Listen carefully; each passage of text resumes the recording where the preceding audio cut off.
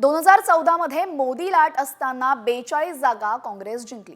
आता फक्त 16 जागा जिंकलेल्या आहेत। सरकार विरुद्ध जनमत असताना इतक्या कमी जागा कशा असा प्रश्न जनता विचारते।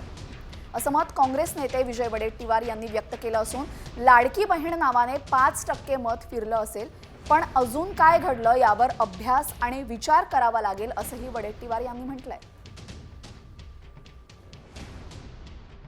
भारतीय जनता पक्ष महायुतीचा नाही, तर हा विजय मला ईव्हीएमचा दिसतो आहे।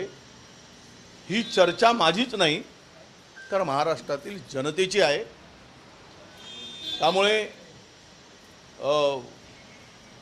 कोण किती काही दावा केला तरी विजय ईव्हीएमचा आहे। यांनी आपल्या गळ्यात माळ घालण्यापेक्षा ईव्हीएमच्या मशीनच्या गळ्यात माळ घालून विजयोत्सव साजरा करावा, असं जनतेचं मत आहे।